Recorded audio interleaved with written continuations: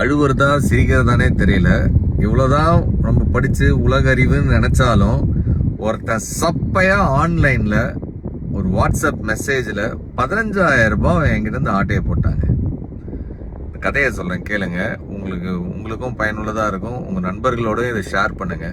கோயம்புத்தூர்ல இருந்து எனக்கு தெரிஞ்ச ஒரு பெரிய ஹோட்டல் தொழிலதிபர் அவரு வாட்ஸ்அப்ல இருந்து எனக்கு ஒரு மெசேஜ் வருது, ஐ நீட் அ ஹெல்ப் அப்படின்னு. நான் வண்டி ஓட்டிட்டு இருந்தேன். அவர்கிட்ட இருந்து ஒரு மெசேஜ் ரொம்ப ரேரா வரும். அவர்கிட்ட இப்படி ஒரு மெசேஜா?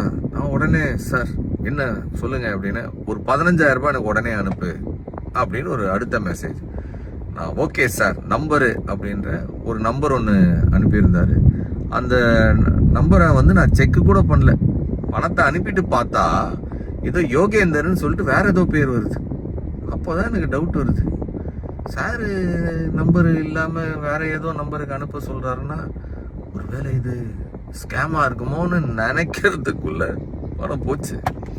அவருக்கு ஃபோன் பண்ணி கேட்டா நான் நினைச்ச மாதிரியே, என்ன செந்தில் காலையிலே என் போனை வாட்ஸ்அப்பை ஹேக் பண்ணிட்டான், நீ ஒரு 500வது கால் எனக்கு இந்த மாதிரி பண்றது. இத்தனை பேர் பல பேருக்கு மெசேஜ் போயிருக்கு, சில பேர் பணத்தையும் அனுப்பியிருக்காங்க. நான் ஏற்கனவே சைபர் கிரைம்ல கம்ப்ளைண்ட் பண்ணியிருக்கிறேன். 15,000 ரூபாய்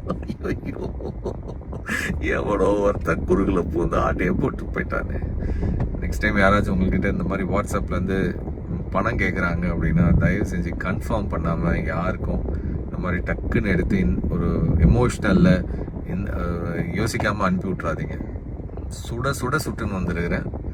இது சுட்ட கதை இல்லை, உண்மையிலேயே பட்ட கதை.